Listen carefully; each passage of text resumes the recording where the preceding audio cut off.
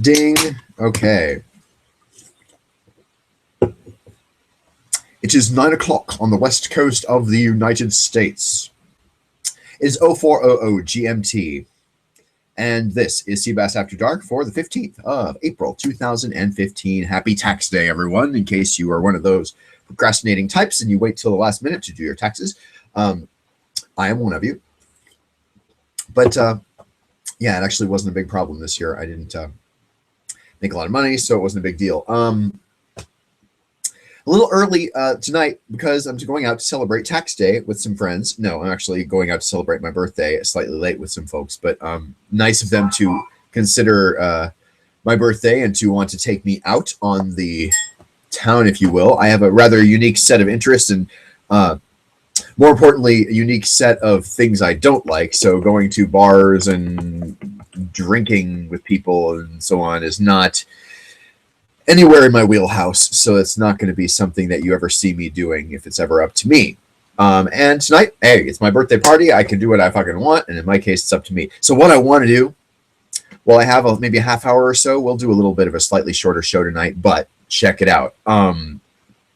MediaWatch Wednesday, the stuff that I love the most, news, IDs, bumpers, jingles, idents, and the like. And the one that got me excited this week, I've done it before. May do it again. I mean, you may be seeing if you're a serious regular watcher of me, and I don't know how many of you there are that are regular watchers of cBasAfterDark, but you may see a couple things you've seen before.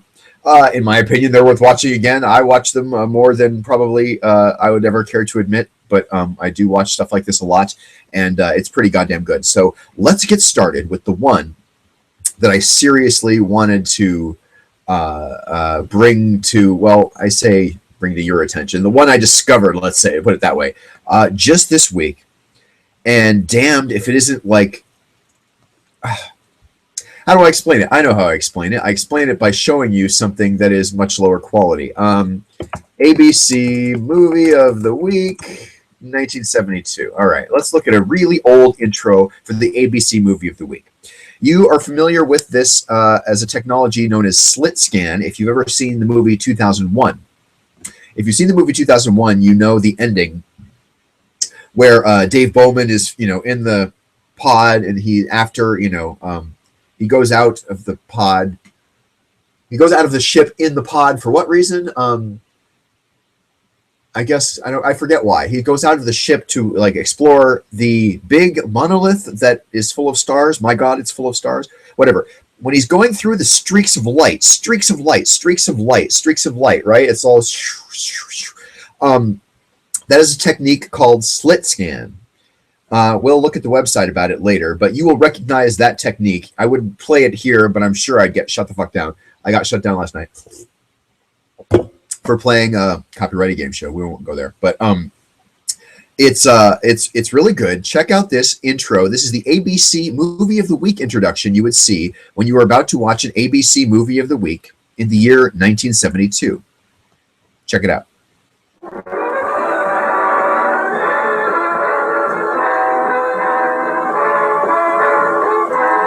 The Movie of the Week. That first orientation was vertical, and now the slit is moving horizontally. ABC presents an original motion picture produced especially for the Movie of the Week.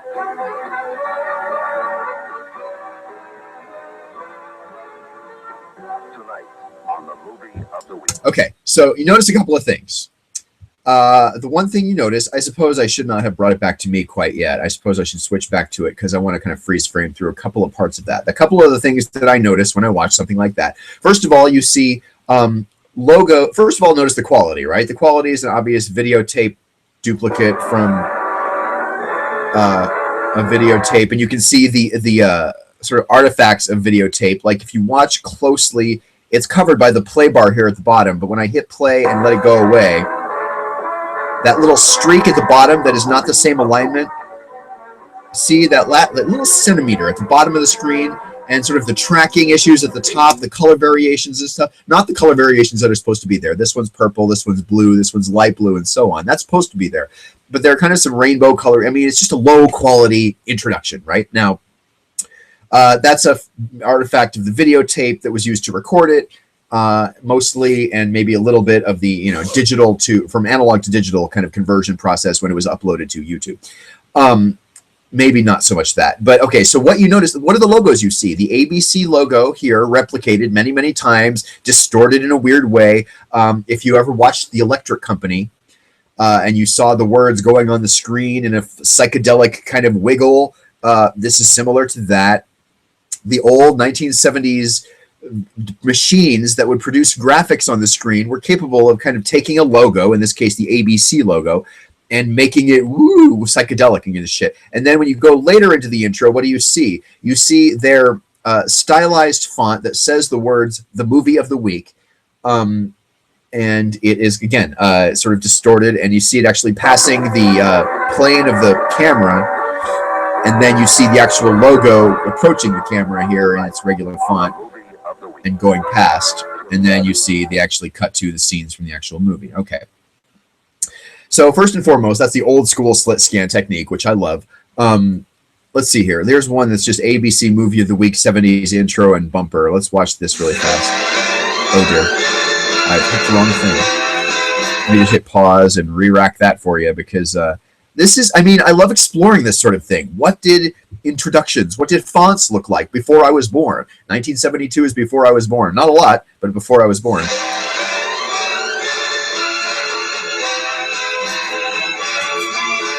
Okay, here's another version. The repeated logos, repeated so many times, you're going through the tunnel in the middle of the B.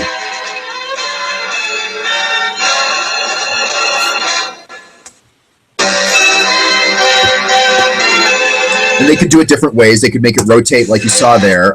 They could do the slit scan thing. They could do all kinds of stuff. But again, limited in a very real way, right? You could not do whatever you wanted. You could not make, I mean, I suppose if you had an icon of a strip of film, you know, the strip of film with the tiny holes down the edges and the big squares of frames of film kind of a thing, film canisters, all the kind of logos and icons that we've come accustomed to associated with a movie. And certainly these became prominent in the movie of the week. Let's switch now. Let's shift forward about 15 years from the early 70s to the late 80s. This is the one you will probably remember a lot if you ever watched NBC, because NBC had its own version. And of course, NBC had jingles. I've talked about the jingles from NBC on this show. You won't hear any jingle singers, I don't think, in this version, but you will hear the audio logo, as I've talked about before. And I think it is, well, we'll have to listen to see which one this is. Live News with Mike James, weeknights. Here we go. This is not just a star, but that's the film logo there. You see the films, golden bands forming behind them.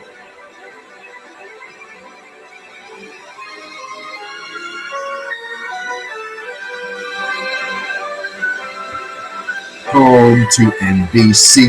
Tonight, an NBC world premiere movie. Okay. That music, I believe, was paired with multiple forms of the graphics. And again, that looked pretty good from a video quality perspective. If you look at the very beginning, the King 5 logo, this is obviously out of Seattle, right? King 5. But you can see the rainbow artifacts here and here that will kind of permeate the screen briefly as the recording kind of gets up to speed. This was common for VHS videotapes that had just been, you just hit record on. Live News with Mike James. And they kind of go across the screen, that little vertical line of rainbow, and then it goes away after it's been recording about 10 seconds. Okay, stars behind. Actually, I think that's tiny NBC logos back there. The film strips, the gold bands. Now, this was not what we saw before in the 70s with slit scan, right? The slit scan had to be pre-prepared logos that they could kind of make psychedelic, but this could not be, it was not free animation in any kind of real sense. This NBC one was really good. You know, you could think of anything you want. Okay, I want the film strips to go like this in this direction. I want the rings to circle around. I want the NBC logo not just to appear, not just the peacock to appear or slide onto the screen, but actually the peacock feathers to fan out. Ding, ding, ding, you know, like the way that we kind of all know NBC's logo does.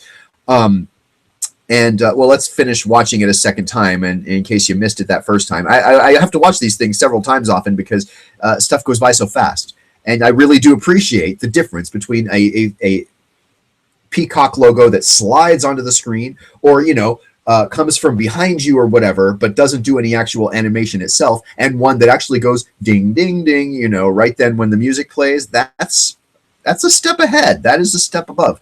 So check it out.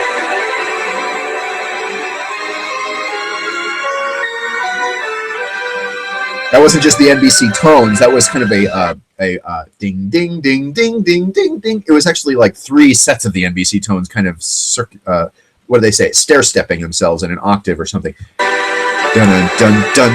Tonight, an NBC world premiere movie. Dun, dun. Okay, and what do we see at this point? We see the NBC font from the late 80s, that very stylized, very much higher res font than we had in the 50s. Those golden bands that were forming are now 6 circles behind the text. Peacock there, of course, and faint in the middle of this circle of rings, or, you know, set of 6 rings, is that the faded kind of film strips. Now, there's no frames on the film, but it's clearly a film because you see the sprocket holes on the sides. All right. Now, the one I want to do, which is this one. This is from the 80s. Actually, I think it's a series of them. These are CBS and NBC, and it talks about how they were created by Pacific Data Images in the mid-'80s. So there's a clue as to the company that did it. I know nothing about Pacific Data Images, except I very much like their shit. I grew up with it, and I didn't know it until I saw this description in this year. But the other thing I think I want to point out here, from the music quality being stellar to the video quality being stellar, this is from some kind of master tape, okay? This was not something somebody taped off of the air or off of a cable signal on a VHS recorder. This is some kind of full 1-inch reel-to-reel videotape machine that had the masters. Well, you can tell from one thing, because there's no announcer on some of it, you can tell these were the production level. And I've talked about production level shit before. When you're looking at something that's production level, this is something that was produced and then given to TV stations to hit play on, and then, you know, or networks even. In this case, networks. They were given to the networks, and then they dissolve from this little logo that they play every Sunday to a different movie of the week every Sunday, right? The production level shit. If you're ever able, as a collector like me, to get production level shit of this type, you become a little extra excited, because it's not very often that people in the lay community, non-producers, people who didn't work at Pacific Data Images, people who didn't work for NBC, for people like that to get copies of this quality is rare. And when you're a collector, you get excited about kind of silly things sometimes, and this is one of the things that really excites me. I'm going to play it more than once, although it's 3 minutes long. It's not going to repeat in an annoying way. These are really exciting. Oh, we have an ad first, so I'm going to hit mute because I don't want to hear about fucking Paul Blart Mall Cop 2. God, if anybody within the sound of my voice is going to that movie, please just kill yourself. Okay, here we go. Again, this is the CBS one. Okay, little dots of light, bars, the CBS stylized logo with a serif font there. Tuesday. And again, the arrays of dots and the arrays of neon lights and stuff. Dun, dun, dun, dun, dun, dun, dun. Okay, that's exciting as hell, right? I'll let the whole thing play and then we'll stop and start it. CBS. Here's an NBC one from like the early 80s with the like the 11 feather logo.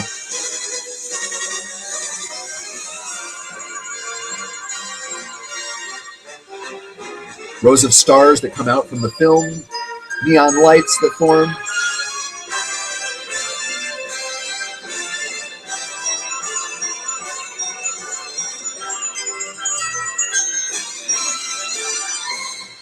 Holy shit, was that good.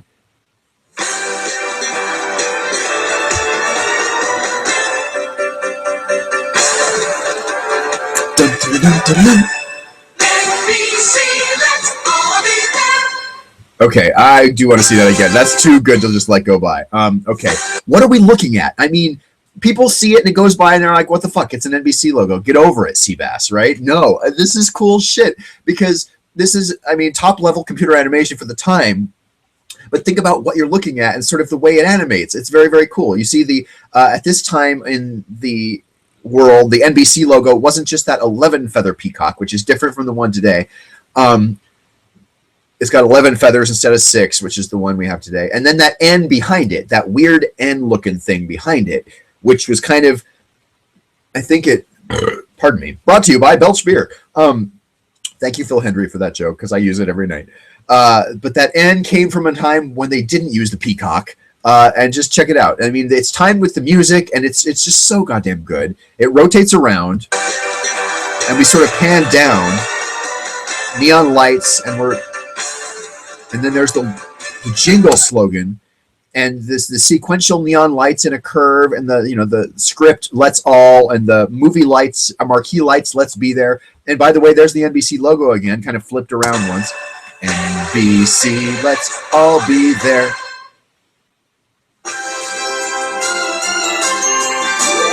We're back to CBS now. The stylized eye.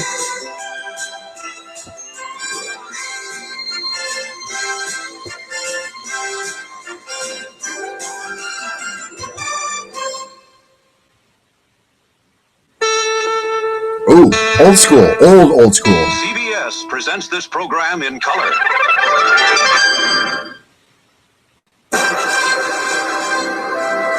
Okay, here's something from CBS News. It's an election open.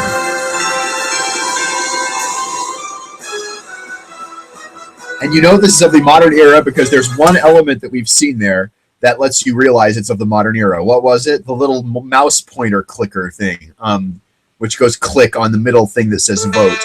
Back to it. CBS presents this program in color.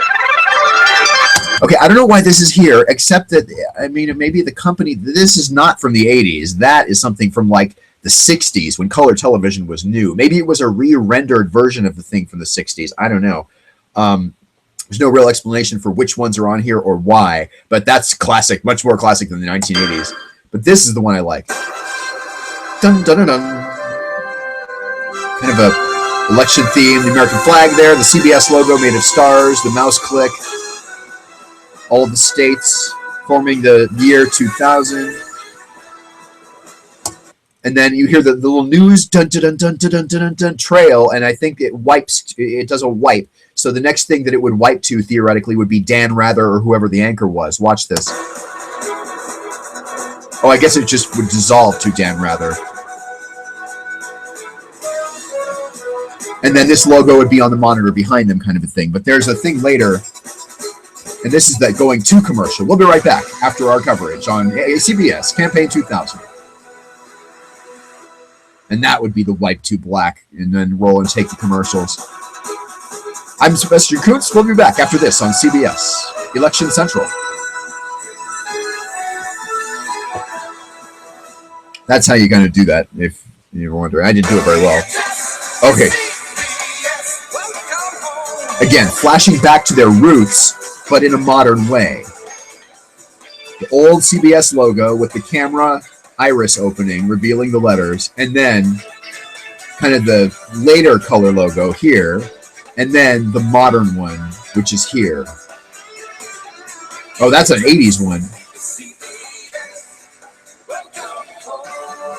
Okay, I do want to present that one without listening, talking over it, because this is so classic and good. Like, look at the work they did here. It's not just referencing CBS of today or saying you're watching CBS. How easy would it be for them to just put that eye logo on the screen in a still store and say, this is CBS? That's all they really need to do. I'm not even sure they need to do that legally, but it's a good idea to remind your viewers which network they're watching in the days before the logo was in the corner all the time, what they call the bug. This is just so wonderful and classic because it goes back to the black and white roots, and it shifts forward a little bit to the 60s, then again to the 80s, and then again to like the year 2000 or so.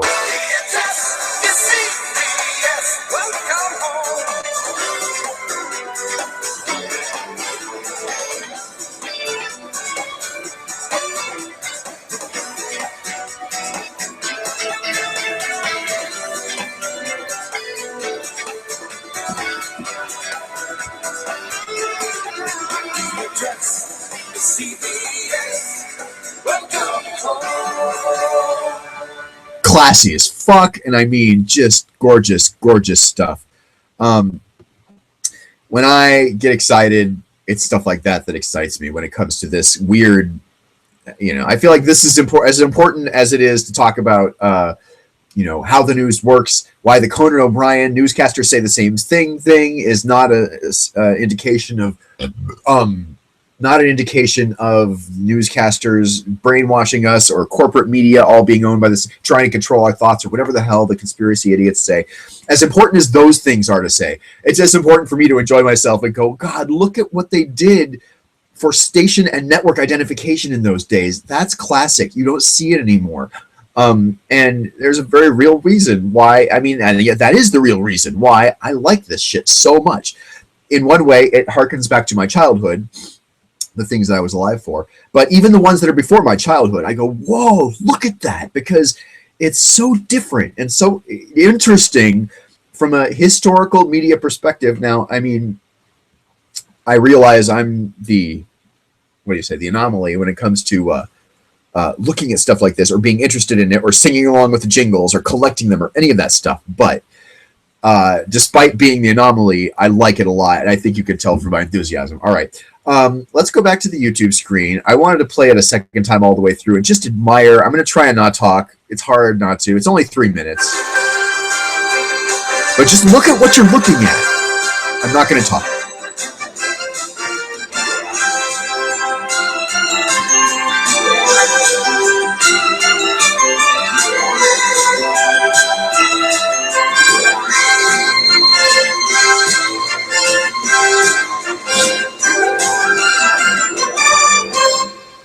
Love it. I love it.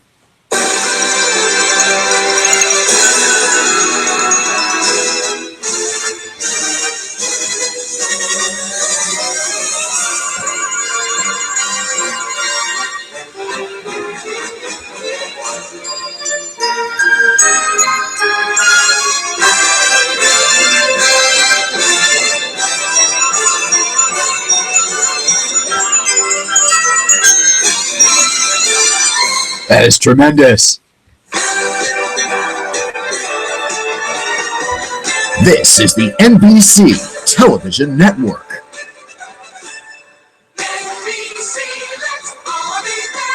Where I said that is where an announcer typically would have been. And I always wished I was the announcer on shit like that.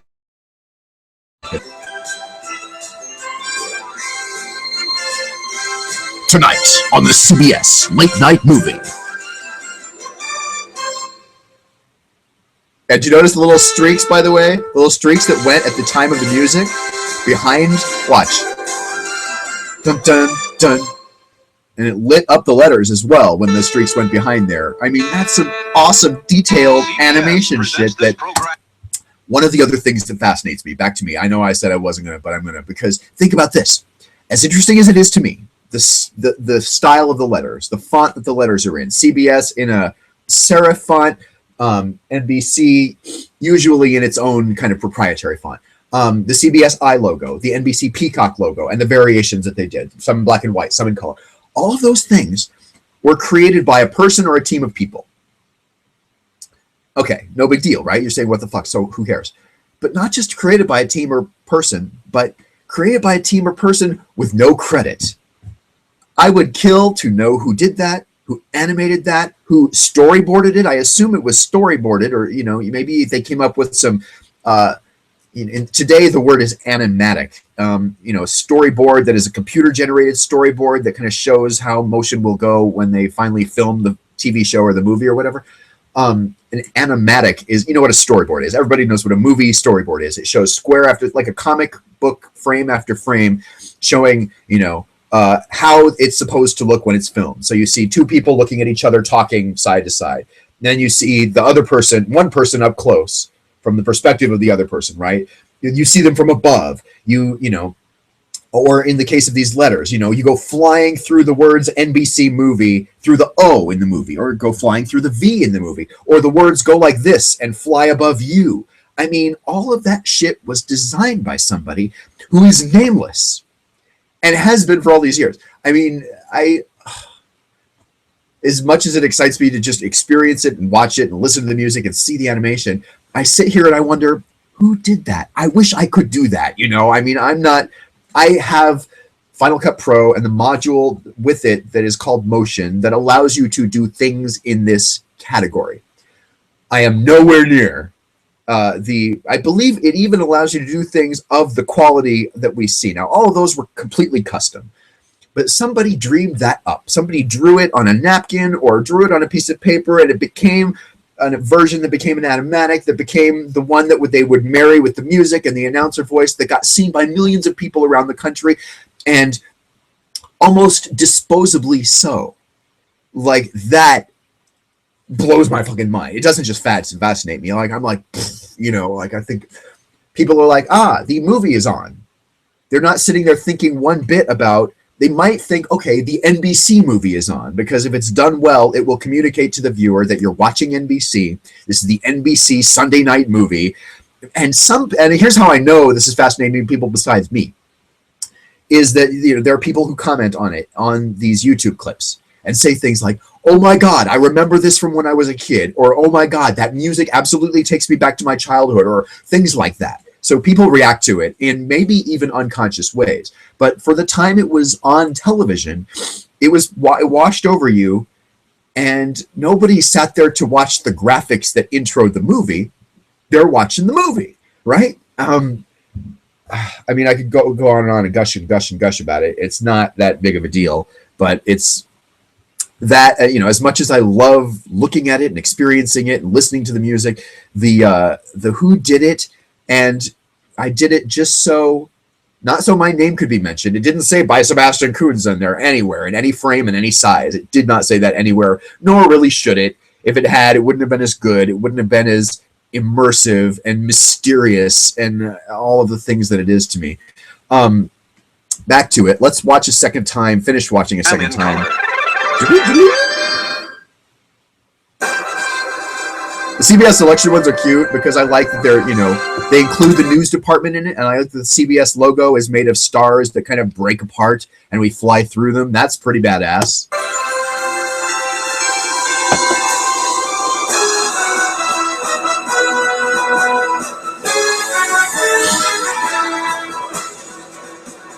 And good evening, everyone. I'm Sebastian Kuntz, live at CBS Campaign Central. We are here covering the loss of George Bush and the victory of Al Gore, which is a surprise because it really didn't happen that way at all. We'll be right back after this on CBS Election 2000.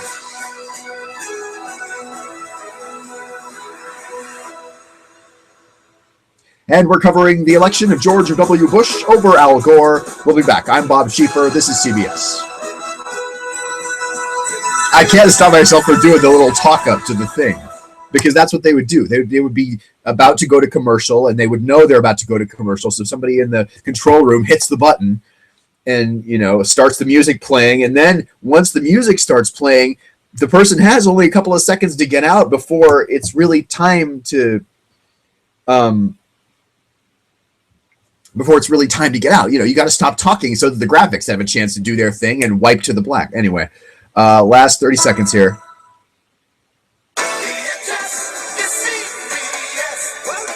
And then this one was dreamed up by someone, flashing to the old CBS cameras with the logo on the side, and the old logo with the iris opening, and the one that introduced CBS color, and the one from the 70s and 80s that had the kind of sparkling forming logo.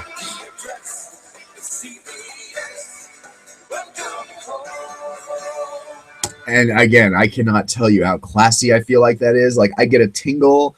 I get a very real sort of goosebumps situation happening. All right, let's check this one's out. Network bumpers, ABC, CBS. I have not previewed this. Let's just have some fun looking at this here.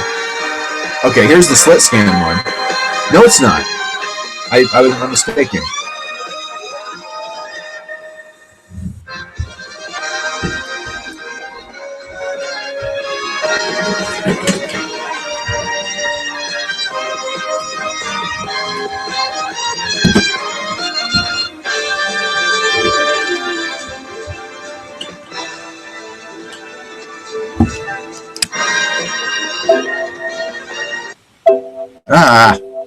Sorry. Having an issue here with my machine.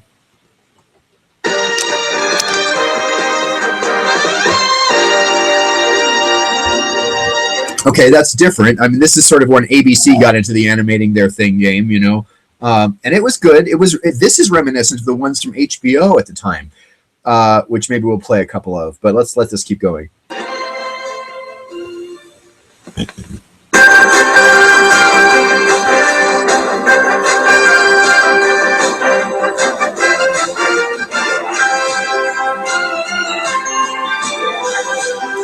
Ooh, the curly films are kind of a weird asymmetrical thing. Oh, look at the logo they're forming.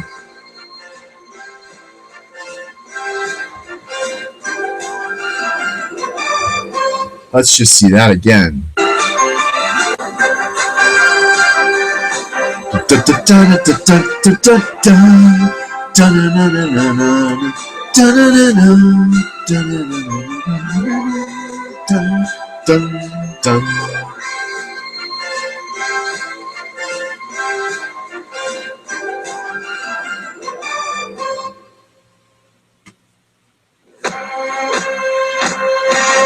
Whoa! How about this shit? Feel like doing a disco? Or you feel like watching a movie, baby, in your bell bottoms?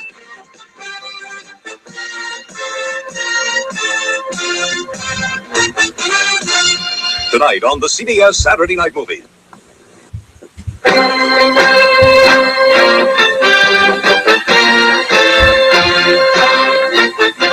Okay, I will say this. I got a flashback to my childhood just then because something about you see a series of movie icons, the clapper thing, you see like the close-up of the lens turning toward the camera.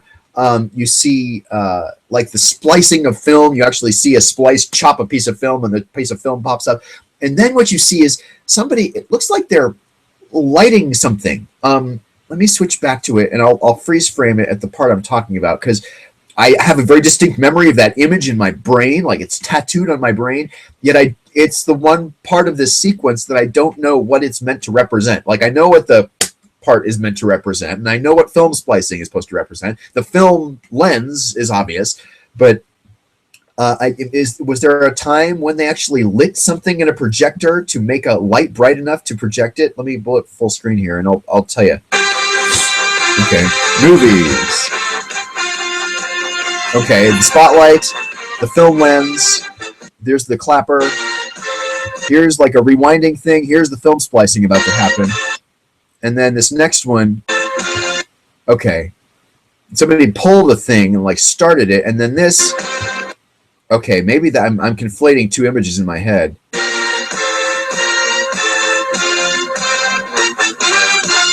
Tonight on the I don't know what that was supposed to be. Looked like something ignites or lights up.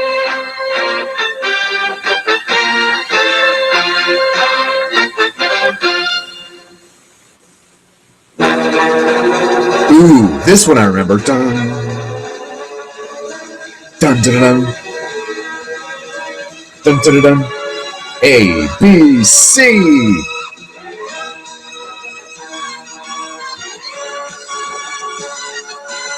Dun, dun, dun, dun, dun, dun, dun, dun, dun, dun.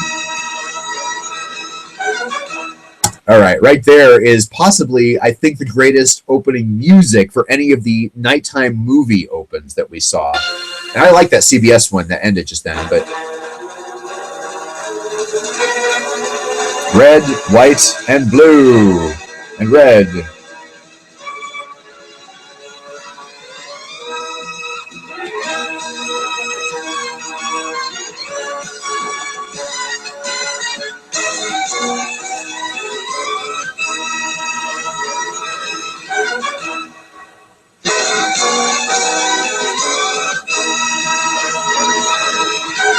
I think I just realized why this one is so iconic and important to me. The reason is when Star Trek, I don't remember about Star Trek 1 being on broadcast television. Star Trek 2 was on broadcast television, and it was on ABC. CBS didn't get it. NBC didn't get it. And I remember distinctly that it was an ABC thing. And to the point where I did not have yet a VCR to record the movie. The best I could do, and God save me, I did it, holding a tape recorder up to the speaker, sitting there on my knees for 2 hours, holding a tape recorder up to the speaker, and then stopping it during the commercials and stuff, just so I could have some kind of recording. I was recording it on audio cassettes, not any kind of direct line in. I mean, people opening doors and washing dishes behind it. I mean, it was bad. It was bad. But I'm pretty sure that music is from that. Like my earliest attempt to record anything that I liked and enjoy it again later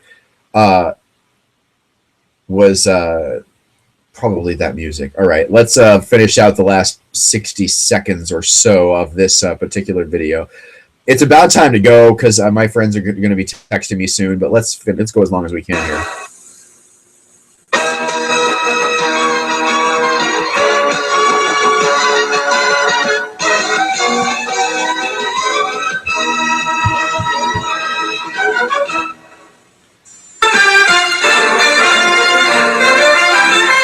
What's this one?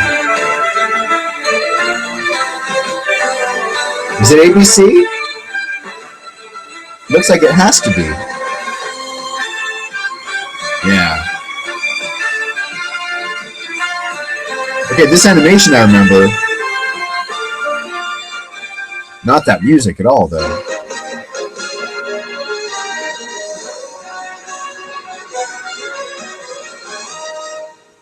I think I remember that. All right, the editor wishes to thank the following networks. This is from the YouTube guy who put this on. Thank you. I love how people put credits on their little movies. Thank you, Microsoft Movie Maker. Okay, I've just answered my own question. Let's watch this one because it's the ABC Sunday night movie of Star Trek: The Motion Picture. As soon as we get past this goddamn internet company ad, I'll just not even subject you to that because that's not necessary. But in 6 seconds, it will be over. So I'll switch back over to it here and we can enjoy what I want to enjoy.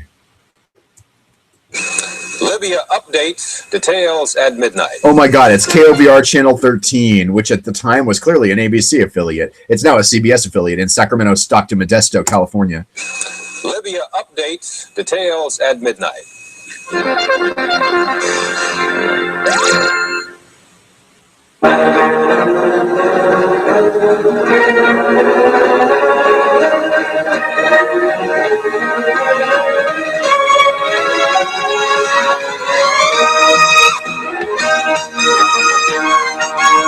dun, dun.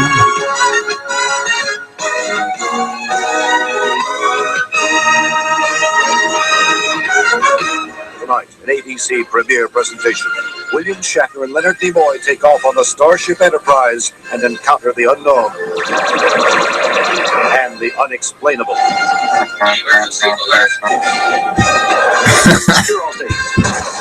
In their pajamas. Captain, we've been seized by a tractor beam. Get ready for the unexpected. The ultimate human adventure. Star Trek, the motion picture. And yeah, did you notice in Sacramento that little news tease at the beginning was not tonight at 11, it was tonight at midnight? That's because the TV broadcast version of Star Trek The Motion Picture, which I said a minute ago, I didn't remember which network it was on. It was ABC too. That movie, as we all know, it's Star Trek The Motionless Picture, said by some of us. And I say that with love in my heart because, yes, it is a slow movie. Nobody says anything bad about 2001 being a slow movie. It was art, right? 2001 is an art film by Stanley Kubrick that, frankly, all sci-fi nerds of any particular salt or any particular heft understand and appreciate and defend as being a slow-ass movie, which it is. It's not an explosion-y movie. It is not a thriller or it is a psychological thriller in a way. It is certainly science fiction, but is not a race against the clock. There is no countdown to an explosion. In fact, there's not even any sounds going when the ship goes by, kind of a thing. Kubrick did that on purpose. So, I mean, it's a good movie, and I mean, it's a great movie. Even 2001. And I feel the same is true of Star Trek 1, the motion picture. I defend it probably to a fault. There's obviously some problems. They didn't finish the movie by the time the movie had to come out. There was like a release deadline they had to give, and so they didn't have some skies in when they were on the planet Vulcan. Some of the special effects were rushed. They never really did get an outside look of what the V'ger ship looked like, because they never really finished building it. Like, they were constantly under the gun. The script was bad. Gene Roddenberry was fucking things up. And I hate saying that because I revere Gene Roddenberry for creating and producing Star Trek, as we all know that he did. But the real truth of the matter is he was rewriting pages of the movie script and not saying he was rewriting them. So people would go, this is horrible. You know, why did the writer write this? And it turns out the writer, David Livingston or whatever his name was, Livingston is his last name, did not write it. And it was Roddenberry who had rewritten it and sort of passed it off without his own. And it was not as good. That guy who wrote that movie, David Livingston, I think quit 4 or 5 different times. And each time had to be like persuaded by somebody higher up in Paramount Pictures to come back and finish the goddamn movie story. Okay, interesting. I got into a lot of that stuff. We've been here 40 minutes. I'll go 5 more minutes. We'll call it a night. But those little movie night intros were especially important to me, in particular because of that thing I discovered that was the super duper high quality one. Here's one we can do. I'm going to hit pause there. Please pause. Please pause for a moment of silence. This is the when TV went into color in, I think, the late 50s, early 60s. It was interesting because each network had its own way of kind of ballyhooing that, right? Bragging about, hey, we're in color. Are you watching us in black and white? Because we're broadcasting to you in color. And some shows did it. Police Squad actually made a joke out of it. For anybody who was old enough to understand that, they were all of the Police Squad episodes. There were only 6 on ABC TV in the early 80s. Started with Police Squad in color. Like, you know, by then color had been around 30 years. So that was a really funny joke. But it also called to mind how they used to do it in the 50s and 60s and stuff. All right, let's switch to this. ABC, NBC, and CBS program in color. The NBC one, I think, is the most famous, certainly for Trekkies, because it was included in a couple of the original TOS blooper reels. But let's watch. This is an ABC color presentation. Red, green, blue. RGB. This one we've seen. CBS presents this program in color.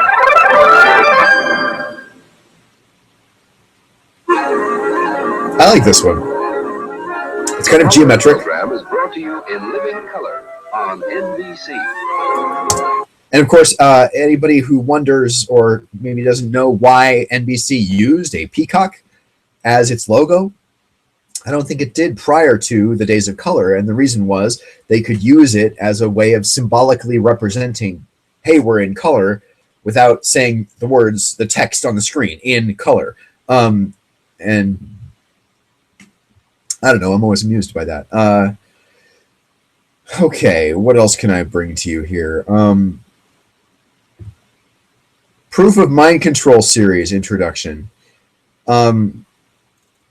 Oh my god! All right, I'm mildly amused by that title. I'm not gonna dignify it with any time on my show here. That's some fucking bullshit, obviously. Let's just do some news opens and other things. You know what? No, I know what I want to do. MediaWatch. Okay, we're gonna shift gears from the logos and jingles and shit. I forgot about this, and I shouldn't have forgotten about it because it's one of my favorite things to kind of bring up, and I watch it over and over.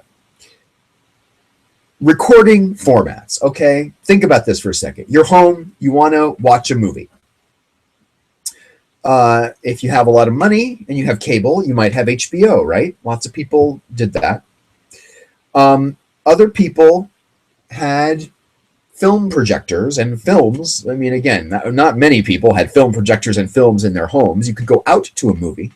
The days of before really video rental stores it was before the days of video rental stores, before the days of beta, before the days of VHS, and even before the days of Laserdisc. These were the days of records, vinyl records that had music on them. To be able to watch a movie and hit play and hit stop and rewatch a scene if you missed it.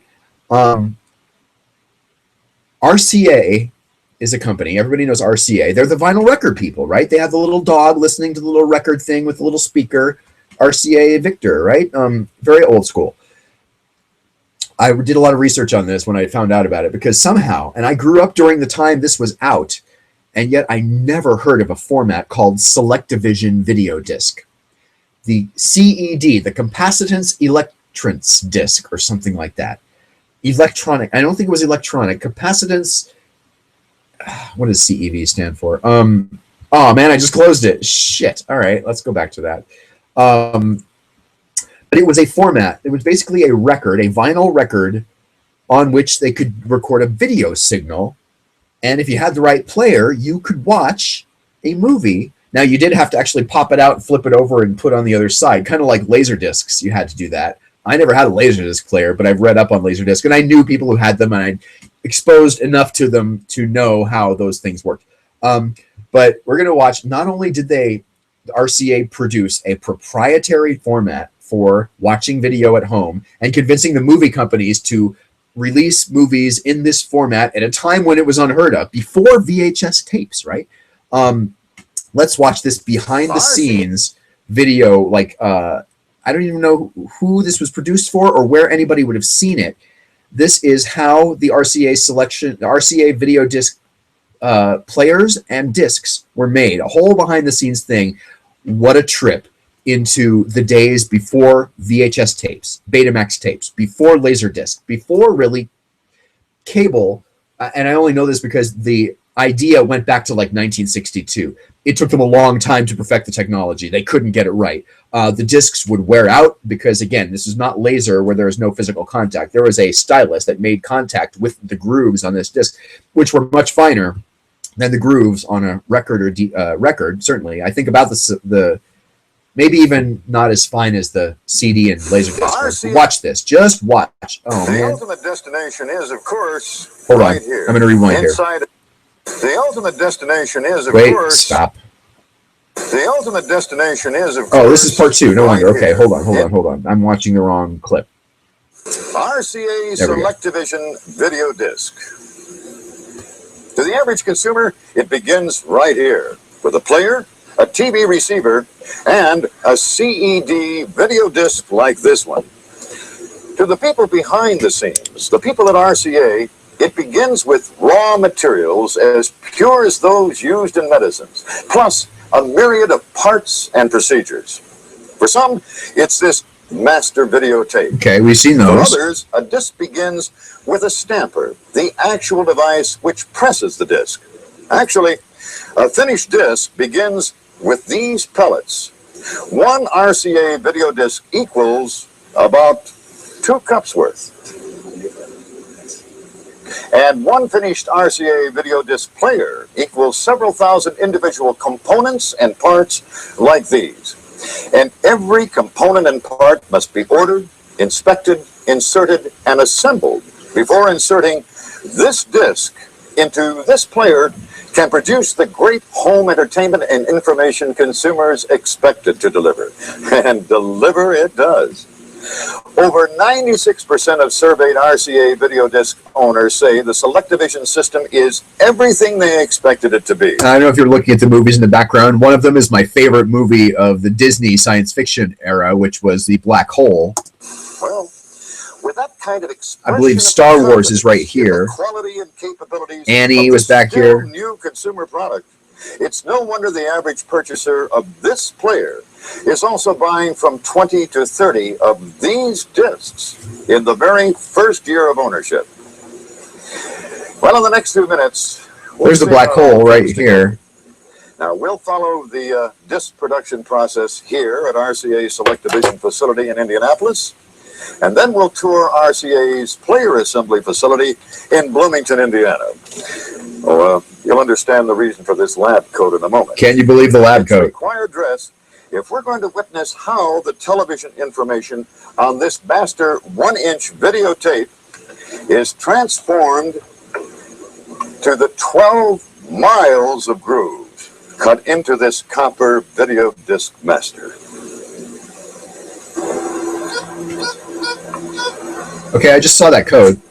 We're now entering the environmentally controlled area where all RCA video disc production takes place. Hope they changed that after This this. lab coat and cap help keep foreign particles like lint and dust to a minimum.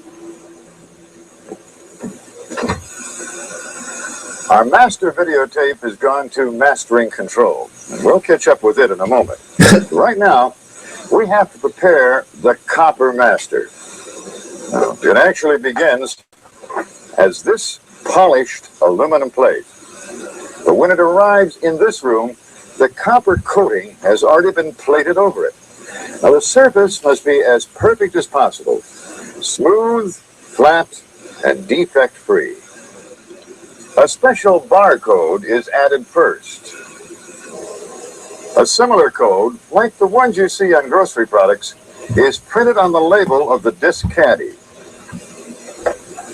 Thank you. From this point on, this master is destined to carry a specific video disc program like the one waiting for us on tape in mastering control. As a final check, our copper surface is scanned by a laser for detection of any microscopic defects. And once the master passes this inspection, it is numbered and coded. Thank you. The mask prevents any breath moisture or a sneeze from landing on the copper surface. Now it's on to mastering control. Our master is being set up next door here in the cutting room. In the next few moments, the master recording will be cut. This control board tracks the program audio response. Now, if a little sweetening is required, it can be done right here. Stereo, noise reduction, and dual soundtrack or bilingual audio is also processed through this control unit. Now, program video is also monitored at all times, both visually and electronically. The master cutting has now started. Okay. This lathe is recording a frequency modulated or FM signal. Its diamond cutter is moving up and down 3 million times every second as it traces out that signal. And this is what's left over. A patty of raw hamburger meat? No, it's not a patty. It looks like it here. 12 miles of continuous copper filament, finer than the finest thread. Oh, by the way, the lathes are mounted on a floating suspension system. Just the slightest seismic disturbance could alter the signal cutting process. To give you an idea of the dimensions we're talking about, here's a groove mock-up 10,000 times actual size. These are the undulations of the signal the cutter is vibrating 3 million times a second to produce. The player's stylus rides in the groove and reads the signal as it passes over the peaks and valleys. In contrast to this, which recreates 10 video disc grooves, one groove in an audio record would be about, well, the length of this entire table.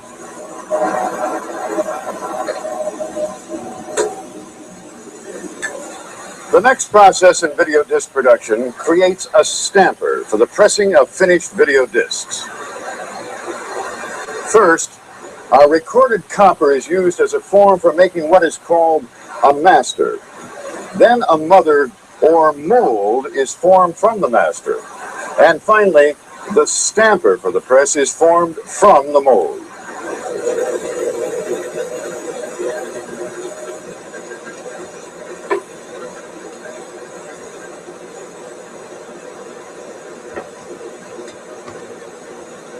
I love this stuff. This process is called electrodeposition. Now, these nickel pellets are dissolved in a special solution and then formed onto the submaster as it spins in the bath. The stamper is then separated from the mold. So how many layers are we talking here? We're talking about the original videotape, which itself was lifted from like film, I'm assuming, somewhere in the production or distribution place. And then we have like the master and the submaster and then the stamper, and then it becomes... Operation calls for precise centering of the stamper and the punching of the center hole. The finished disc must rotate as a virtually perfect circle. Our stamper is now ready for the press.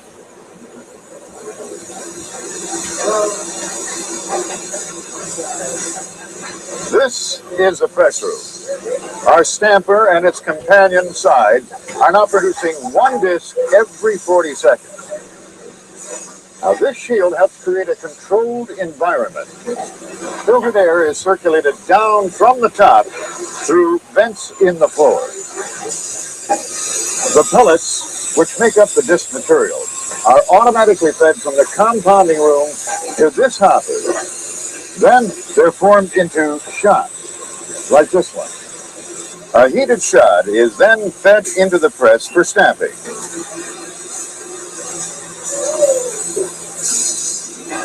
The press disc is then automatically cooled, trimmed, and spindled.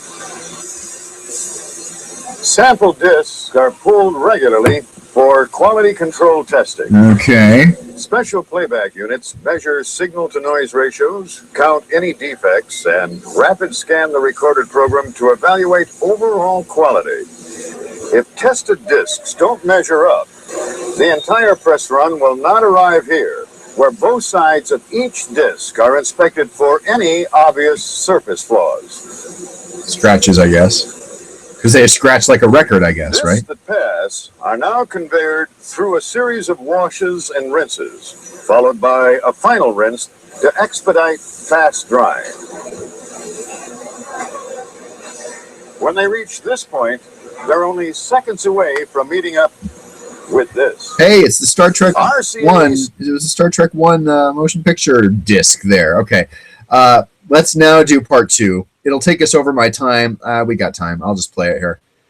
The ultimate destination is, of course, right here, inside an RCA video disc player. As the old song about love and marriage says, you can't have one without the other. Here's our spine. Here's our spine. The disc. The disc. And here's the tracking arm, which carries the player's diamond stylus. Now, here's how the arm looks before it goes into the player. And here's how the player looks before it becomes one. There's the front control. Thousands of diodes, resistors, and other component parts, including some of the most sophisticated microcomputer chips available today. And they all come together looking like this. The RCA Select-Division video disc player. Now, the random access model has the capability of finding any one of several thousand images recorded on our disc. It even generates a time display on the TV screen, plus additional graphics. So those of us in the DVD era obviously know that is no big deal. In fact, I mean, you know, it's almost already yesterday's news, but they're presenting it as though it's a major technological and functional breakthrough for home playback of video, which, let's be honest, I think it was. Let's get back to it. I don't want to interrupt and keep talking, but we will let this finish out before we really stop the show here. I'm just fascinated by two things. A, the whole amount of work and money they put into this to make this happen at a time when, you know, playing a movie in your house was essentially the equivalent of saying you could beam up to the Starship Enterprise for real. But more importantly, the amount of money and time they put into it, and I never heard about it. I'm a geek with this sort of shit, and it never once crossed my radar screen as a kid, ever. I never knew anybody who had it. I never saw one of the discs in a store, like, ever. And of course, it has to translate these groove undulations into a television signal, as well as into direct video and sometimes stereo audio signals. Remote control commands from this infrared hand unit must also be processed. An infrared remote, no cord. The response must be instantaneous, which is why every diode and transistor is 100% tested before entering the player assembly area.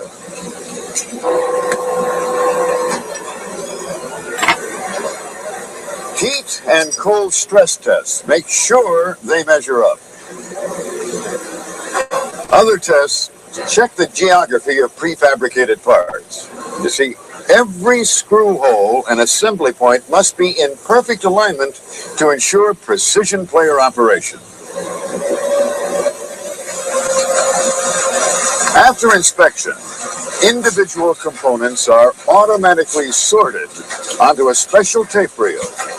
They have been placed in an exact order because in a few moments they will be automatically inserted into this master signal processing board. It looks, reads, and is like an electronic roadmap. This machine is shaking these metal stakes into special positioning posts. The posts will then insert the stakes into specific slots on the board. Like, how do you know if they're all there? Like,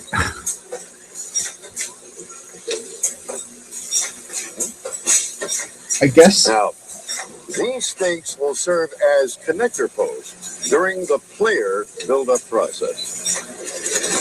Once staked and riveted, our board goes to automatic insertion. This machine automatically places each component in its proper position. Now, once automatic insertion is complete, Automatic insertion. the boards are racked and then sent to the circuit board build-up line. Each station is responsible for the addition of specific components to the board. Okay. The next step is to secure them to the board. Yeah, I love this. The solder bath. To do this, each board passes over a bath of liquid solder, which bonds the component leads to the board's metallic pattern. That's smart. In fact, I like that the way I like, if you ever seen Krispy Kreme donuts made, there's a icing hose where the hose of icing comes and all the donuts go under the icing hose and create a uniform glaze. It's really good. The end result looks like this, with all these components now fully integrated onto the board. And after just a few more steps, board buildup will be complete. Which means our master circuit board is now ready for its final pre-player assembly test and alignment. Any imperfection or faulty component detected here will send the board to a special troubleshooting station for closer examination.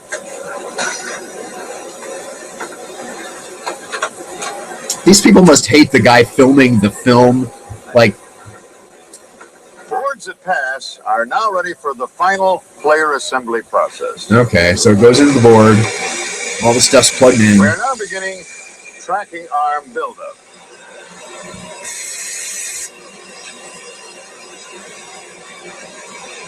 Now, the arm assembly is die-cast zinc.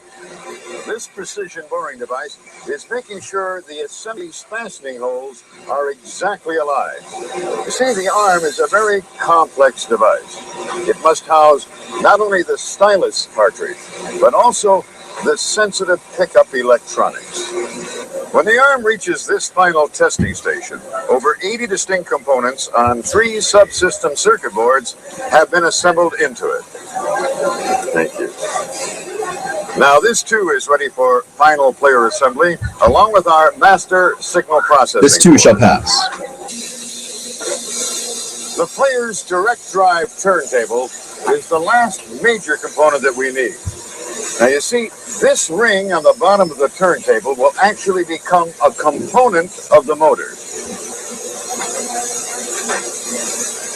She wasn't ready for it. The turntable must spin at precisely 450 revolutions per minute on a perfectly flat plane. So balance is critical.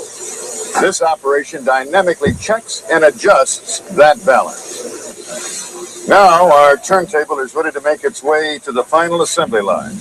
Here it joins forces with the master processing board and the pickup arm. The turntable will be magnetized to allow it to operate with the motor drive system. Then its height must be set. The automatic loading mechanism must be assembled and the power transformer added. Not to forget this very essential power cord. Now this final line procedure is called stop station assembly. You see, total player production is dependent on the speed of the slowest process on the line. Now, the player is conveyed on this special table with its own power outlet. This enables each player to be tested at several points during assembly. This troubleshooting station keeps a running log of any problems. The information gathered here can also be used to track performance standard trends. If a certain tolerance begins to waver, it may be time to make an adjustment at a previous production stage. Like, who's this video for? This film, this whole... Sample players are taken from the line and brought to this room and subjected to 500 hours of continuous play. Well, this helps assure that all the components and parts will perform at the optimum levels expected of them. He's either got lazy eyes or reading cue cards. Each player's final quality I assume cue check cards. is conducted in this shielded room at the end of the stop station line. Color quality, picture stability, and of course, audio performance are all monitored here.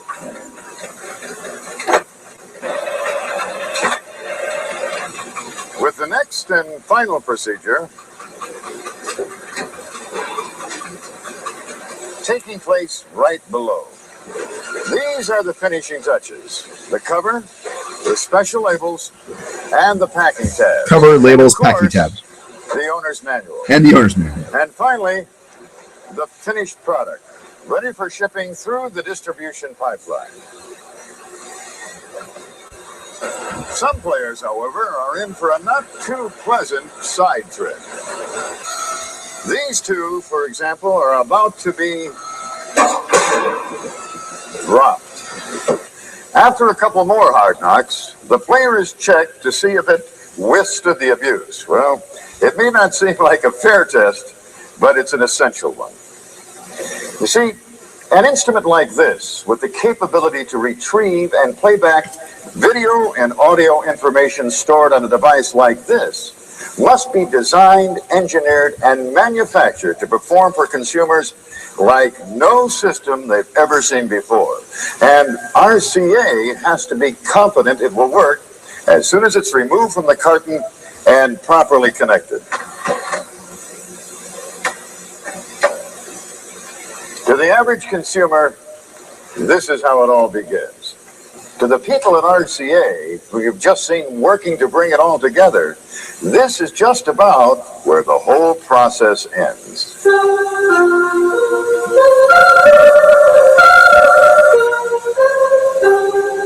Boom, boom, boom, boom, boom, boom. Ding, ding, ding, ding. All right, so how's that for a little trip into yesteryear's technology? And I mean, again, I'm not sure who that film was for. Is it for people who will buy it? I mean, it seems like it's kind of consumer friendly enough for people who are technically minded. And again, the people who would buy such a device must be a bit technically minded. You know, the people who had, like, I had a home projector when we were kids, but we didn't have any movies to watch. We had a short reel of like Star Wars that was not the full Star Wars movie. It had selected scenes from Star Wars. What we usually watched were our home movies that later were converted to videotape and later to DVD. But I mean, I just think about, who was that film for? Who was this product for? And it turns out the product was rife with, let's say, problems from the start. Let's look up the RCA video disc. I think it was called the CED, the capacitance electronic disc. It was CED, okay. And E was electronic. Let me switch over to the Wikipedia page. We'll read this for a couple of minutes. We'll pick up on this next week because I also found a memories of this video disc project where it was like the last video disc ever produced, because they ended the program after only a few years of actually finally having it. Capacitance electronic disc. Let's do this. RCA's brand name. It's an analog video disc playback developed by RCA in which video and audio could be played back on a TV set using a special needle and high-density groove system. So it was like a record, a vinyl music record, except the special needle was obviously special, and the grooves were much finer. It first conceived in 1964. Blows your mind to read that, right? Now, it had technical difficulties and conflicts within RCA, also poor planning. It stalled production of the system for 17 years until 1981, by which time Laserdisc, Betamax, and VHS video were coming about around the same time and were making it obsolete. RCA discontinued the project 5 years after that in '86. losing $600 million in the process. RCA had initially intended to release this one player with their high-end dementia system. I don't think dementia is a good word for a system, but canceled CED production just prior to release of it. The format was commonly known as video disc, leading to much confusion with the contemporary Laserdisc format. Laserdisc are read with a laser beam, CED disc are read with a stylus, and the two systems were not compatible. The other thing is, because this system that we just watched was a vinyl record with a needle that touched it, both the needle had to occasionally be replaced, like it would wear out after a time, and the discs themselves would wear out, like, you know, you wear a record out in a very real way. There's a whole Wikipedia article about it. Like I said, they did a whole kind of last hurrah thing, hosted by like the president of RCA or the president of the Video Disc Project or whatever. It's really something. I'm fascinated by how I never heard of it. I'm fascinated at how much money it obviously took, how much work they spent. It just such a project, and to have it fail so badly, to have it fizzle out like that, is really a mind-boggling thing. We're 10 minutes over. It's Media Watch Wednesday. Hope I brought to you some interesting and different media stuff, other than the news media stuff that I have so much, career expertise about. We will look more about the capacitance electronic disc and the RCA video disc system next week. Until tomorrow night, when we do, what do I like to do Thursdays? Free for all Thursday? Whatever the fuck. I'm kind of only doing it 4 days a week now, so Monday, Tuesday, Wednesday, Thursday. Nerd News Monday, Game Show Tuesday, Media Watch Wednesday, and Free for all Thursday. We'll do news, we'll do fun stuff tomorrow. Join me at, this time, at 10 p.m. West Coast time, 0500 GMT. Until then, I'm cBas. Have a great night, and we'll see you on Thursday. This is cBas After Dark.